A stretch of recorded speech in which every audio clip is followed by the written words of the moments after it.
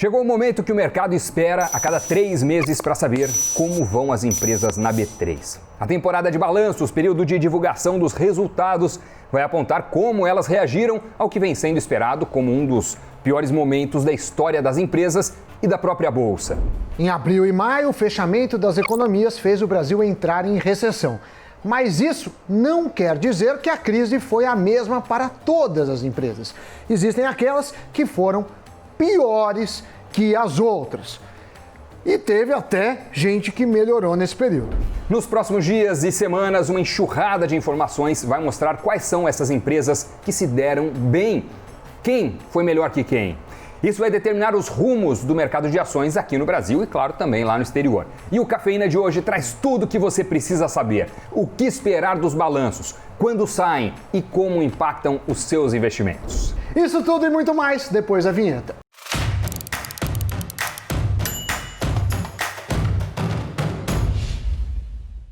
Amiguinhos e amiguinhas, mais um dia de Cafeína, Doni, e eu estou muito animado porque ontem eu tive a bênção de Henrique Cristo no programa Pânico e ele me contou uma dica que ele deu para você. Sabe qual que é o filme predileto dele? Do Henrique Cristo? O do pai. Não sei qual é. American Pie. E o desenho predileto dele? Popeye. Popeye! Popeye. Doni, o grande Sailor Man. Então vamos lá. O que temos hoje? Vamos falar dos resultados, porque a gente gosta de métricas. Exato. E de 3 em 3 meses as empresas sobem na balança para ver seu peso. Mas em finanças, o peso é travestido de um balanço cheio de números em que todos os analistas se debruçam para ver. A grande questão é que tem o esperado e tem o realizado. Então, a ação sobe quando o realizado se mostra melhor do que o esperado. Então, às vezes, números ruins podem sim puxar as ações para cima. Olha só que interessante, e nós demos entrada neste período, Samidana, esse aguardado momento do segundo trimestre. Oficialmente aberta a temporada de balanços do trimestre. É isso. Na terça-feira, com os resultados da Neoenergia, empresa do setor de energia, e das indústrias Home, produtora de máquinas e ferramentas, o Ibovespa deu um pontapé inicial nessa temporada de balanços. Mas a maior expectativa é com os resultados das maiores empresas da Bolsa. A partir da semana que vem, vamos dar uma olhada aqui no calendário da divulgação destes balanços. Olha, tem Santander no dia 27, Vale dia 29, Santander dia 29, Vale dia 29, Ambev dia 30, mesmo dia de Bradesco e Petrobras, e tem mais.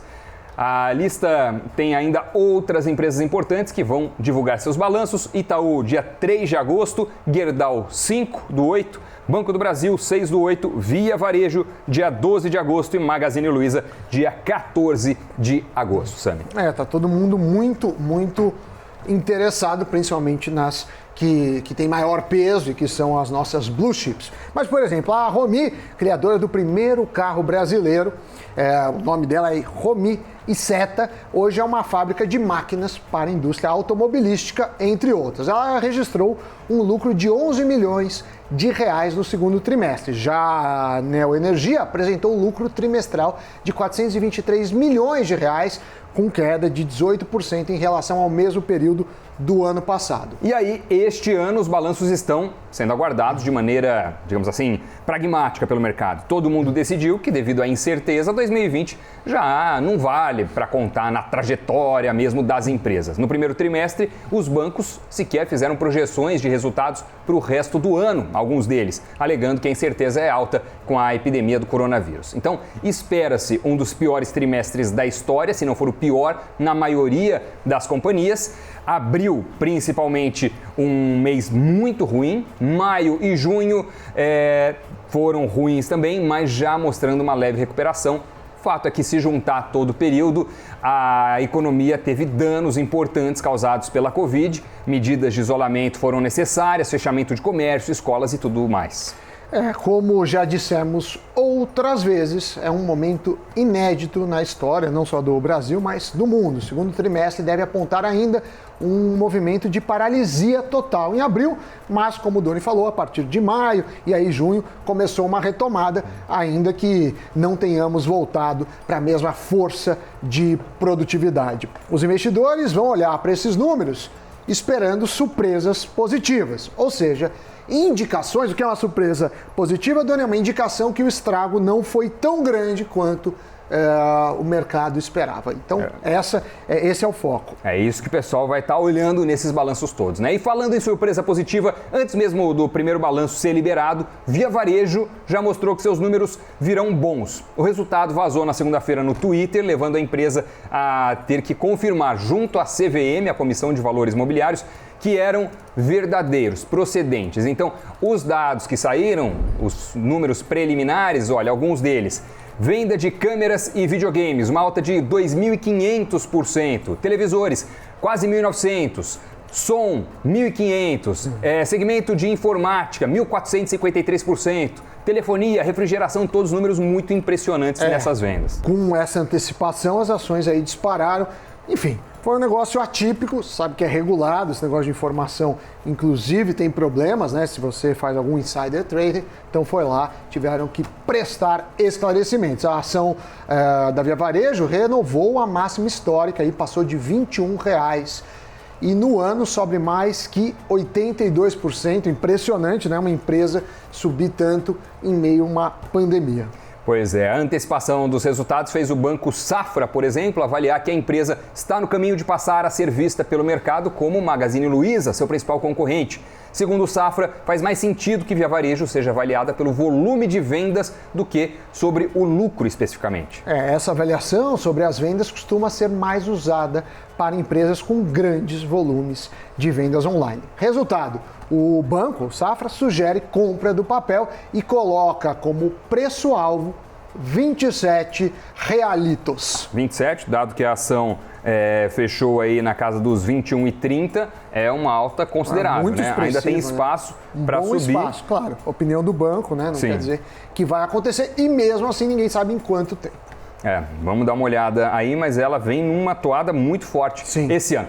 Vale lembrar que no primeiro trimestre as vendas online cresceram 49% e que ter ficado para trás no e-commerce foi o principal ponto de tensão entre a família Klein, hoje à frente da Via Varejo, e o grupo Casino, controlador até 2019. A gestão do Casino foi marcada por pouca integração entre os canais online, deixando a empresa defasada na comparação com o Magazine Luiza, e os resultados agora apontam que a mudança de comando fez bem à companhia, que está tirando o atraso de fato. Mas vamos olhar tudo isso, Sami, oficialmente, os detalhes desses números, como a gente mostrou aqui na tela inicial. O cronograma é de divulgação oficial de Via Varejo, dia 12 de agosto. Claro que no balanço não tem só esses dados, tem muito mais dados, então bem mais completo. Mas olhar balanço, Doni, é como olhar pelo retrovisor do carro.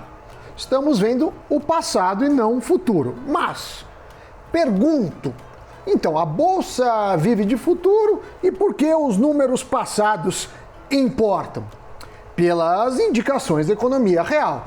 Ou seja, esses balanços, a gente sabe o que aconteceu. Nos Estados Unidos, por exemplo, os resultados dos grandes bancos indicaram que a economia americana não estava se recuperando tão fortemente. Então a gente ainda não sabe, né? Porque apesar de ser passado, demora para registrar vendas, tudo. E aí, se você achava que estava sendo assim e foi assado, você pode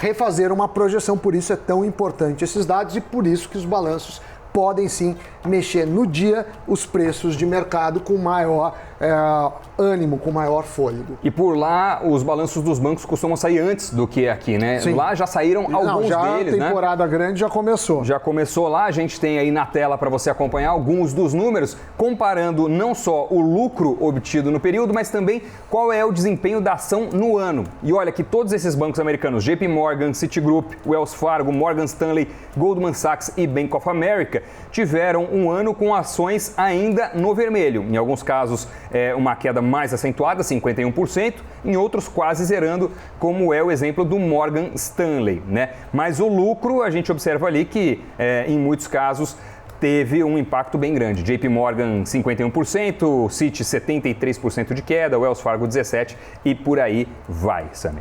Exatamente. O lucro dos bancos americanos até que caiu menos do que o esperado ou até subiu. Mas o que desanimou o mercado foi o aumento das provisões dos bancos para lidar com a inadimplência, o calote dos devedores. Depois das provisões de 50 bilhões de dólares no primeiro trimestre, os bancos provisionaram mais 27 milhões de dólares entre abril e junho. Né?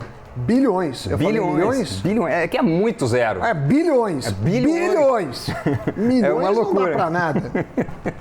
O Goldman Sachs e o Morgan Stanley destoam um pouco do grupo daquela tela que a gente mostrou, apresentando resultados positivos, né? O Morgan Stanley 45% de lucro e o Goldman Sachs 2%, diferente do resto dos bancos ali. Eles lucraram não com as operações bancárias em si, mas devido aos investimentos que compensaram as perdas com a inadimplência. E vale a ressalva que as provisões do Morgan Stanley, que é justamente o banco que tem esse apontamento de lucro de 45%, essa provisão foi de 239 milhões de dólares, muito abaixo do que provisionaram os parceiros do mercado financeiro dele lá nos Estados Unidos. JP Morgan, por exemplo, provisionou 8,9 bi. Então a diferença é imensa. E esse aumento das provisões foi superior ao esperado. Veio muito forte, o que pode, na interpretação de alguns analistas, apontar o quê? Que mais clientes dos bancos estão em dificuldade para pagar as dívidas. Os bancos têm esses números ali na mão, sabem exatamente o que está acontecendo com o quê. E isso, por sua vez, essa dificuldade de parte dos clientes pode ser um indício de que os estímulos que totalizaram 3 trilhões de dólares e que já foram injetados na economia americana talvez não tenham sido suficientes para fazer o crescimento voltar com todo aquele vigor. Não é à toa que depois do balanço dos bancos americanos, a expectativa de outro pacote de ajuda cresceu muito lá nos Estados Unidos. Então, vem aí um pacote graúdo e agora fica a expectativa sobre os bancos aqui na Brasileia, aqui na Brasilóia, porque não tem que falar que Basileia não é aqui, é a Brasília, sim, então aqui em terras brasílias. O que aconteceu aqui no Brasil? Os bancos provisionaram mais de 20 bilhões de reais no primeiro trimestre. Será que vai vir melhor ou pior? Será que vai ter um aumento das provisões? Porque, de certa forma, é um bom termômetro da economia. O banco lá mede crédito, né? Claro que ele não quer perder dinheiro, então ele vai provisionando. Então, balanço de banco, a gente fica de olho nisso. Muito bem. Muito bem. Vamos ficar. Mas olha só, enquanto o balanço dos bancos americanos inspira alguma cautela, faz a gente ficar ressabiado sobre o que vai acontecer com os bancos brasileiros, por aqui também o setor bancário ainda está um pouco defasado em relação a outras companhias quando você avalia o resultado das ações na Bolsa Brasileira. Mas o Netflix, Samidana, este sim está nadando de braçada. Talvez seja um representante das empresas de tecnologia e elas, mesmo nesse maremoto todo, ou talvez até graças a ele, conseguiram nadar melhor até do que o esperado. Sim, porque eu acho que tudo que é consumido dentro da casa acabou, né, crescendo. A Nasdaq, né, que é a bolsa de tecnologia dos Estados Unidos, o índice Nasdaq bateu recorde histórico durante a pandemia. E aí, sim. Não, é um negócio impressionante.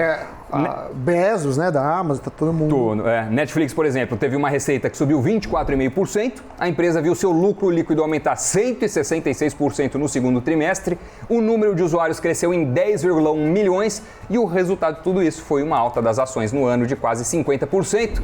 Tá aí o gráfico para você, mostrando o year to date, como as ações se comportaram lá nos Estados Unidos. Um belo gráfico e não é à toa que o Netflix vem aí sendo um dos grandes ganhadores dessa pandemia. A empresa vinha sendo questionada sobre o crescimento da plataforma Disney Plus, lançada em 2019. Mas a pandemia acabou dando um impulso no número de assinantes. Os números lá da própria Disney, que contava com 54,5 milhões de assinantes em maio, também, obviamente, devem ter crescido e estarem mais robustos quando forem divulgados. Obviamente. Meu filho! Você já pode me zoar que eu não sabia que Romi era a pronúncia correta, eu achava que era Romi, eu não conheço. Eu não sei, eu chutei, eu não sei. Ah, foi? Também não sei. Mas o carro, você já não andou com aquele veículo que nós mencionamos? Romi? Não sei se é Romi ou Romi. Eu achei que era Romi, mas... Romi e Zeta.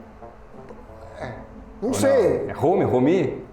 Eu falei com tanta convicção, Se Romi. você falou Romi, eu falei, então eu não estou sabendo de nada. Eu erro com convicção. Esse é o segredo. Esse é o segredo. Erre, mas erre com convicção. Sabe que um grande apresentador de TV lá nos bastidores da emissora me falou certa vez que, bravo, né, porque o editor ia lá, colocava um monte de nome difícil, né, representantes do Oriente Médio e não avisava, não alertava antes esse apresentador. Ele chegou para mim e falou, cara, o negócio é o seguinte, é só falar com muita convicção. Se for para errar, erra, mas erra seguro. Exatamente. Entendeu? Esse é o segredo, erre com convicção. Bom, essa foi só a largada da temporada de balanços. Alguns bons números são esperados por aqui, entre eles Vale, com a retomada da economia chinesa, a principal compradora do minério de ferro exportado pela empresa. Via Varejo, a gente já teve aí uma espécie de spoiler. B2W deve ter ido bem também devido ao crescimento do varejo online, mas tem muitas empresas que vão mostrar os seus números. Nós estaremos de olho para trazer os destaques aqui no Cafeína, no Invest News como um todo e ver o que aconteceu de fato no segundo tri. Exatamente. A gente fica de olho, um olho no gato, um olho no peixe. O mercado americano principal indicador no mundo. Apesar da China, né, ser muito importante, a bolsa lá, tudo as ações meio do governo, não tem tanto peso assim para a economia mundial, diferentemente dos indicadores na China, inclusive. Esse foi um dos destaques do dia de ontem, né?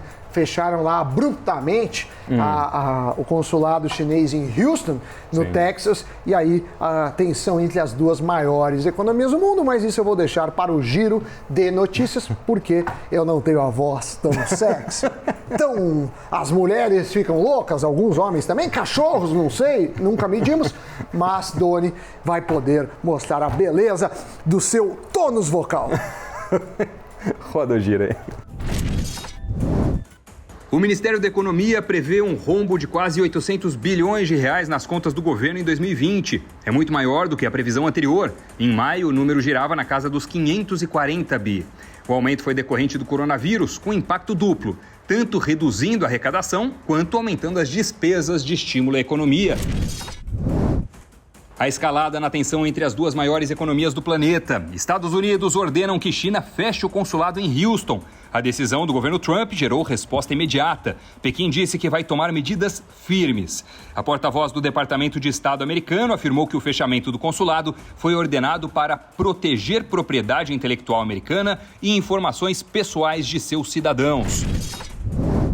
O Banco Central antecipa o registro do Pix para 5 de outubro. Esse é um sistema novo que promete realizar transferência de recursos 24 horas por dia, todos os dias do ano. Será o fim do DOC e do TED? E a Caixa anunciou a ampliação de 4 para 6 meses da pausa no pagamento de prestações da casa própria. Segundo o banco, a prorrogação vai estar disponível já na próxima segunda-feira. Muito bem, esse foi o giro de notícias. Um belo giro, uma bela girada. O que acontece? A gente tem aí dois destaques. Primeiro, né, as duas principais economias do mundo, Doni, a China com os Estados Unidos, quando elas brigam, fica todo mundo muito apreensivo, melindrado, porque a gente já viu essa história antes. Dizem que quando em briga de elefante, quem se ferra é a grama. É a grama, exatamente, e nós somos a grama. Também a gente sabe que os Estados Unidos está no movimento já, numa campanha eleitoral, né, das eleições presidenciais, então esses ataques acabam também sendo parte desse movimento. De qualquer forma, ano passado foi marcado por grandes entraves comerciais, não foi bom para a economia, agora seria pior ainda. Essa é a primeira coisa. Sobre a Pix, é muito legal. Estados Unidos e China juntos, sem querer interromper, mas já interrompendo, estava hoje, por curiosidade, fazendo esses dados aí, analisando. Estados Unidos responde por 25% da economia global, em termos de PIB. China, 16%. Então, a gente está falando de dois países que, em conjunto, representam 41% do PIB global. É 42. Coisa pra caramba. 25 e 16. Então 41. 41%. Mas a diferença de arredondamento aqui, entendeu? Um belo PIB, né? Um belo PIB, né? Mas eu gosto da sua precisão, entendeu? Você falou 17, eu falei 17. Falei 17, eu falei errado. Então é 16 não, e 25. Eu ouvi errado, mas não importa. O negócio do Pix é interessante. Por quê, Doni? Porque o Pix, ele é um negócio que é mais rápido, pode ser offline, pode ser online. A gente fez aí um Zuckerman, que é o programa do Daniel Zuckerman, aqui no Invest News. Que Daniel Zuckerman? Zuckerman chama. É o Zuckerman. É uma piada muito engraçada que ele fez, que chama Zuckerman. Ele fez com o cara lá, o senhor Pix. Que é o CEO da empresa, tudo. A gente contou. Dá uma conferida lá. Vou pedir para o Zanuto para botar o card aqui no meu dedo. E é isso. Tem o fechamento. Fechamento, vamos ver o que aconteceu. Fecha todo dia? Todo dia, é uma loucura o que acontece no mercado. Não pode fazer piada, que não é piada. Eu contei a história de Portugal, o pessoal ficou bravo. Mas é verídica a história. Não vou mais contar.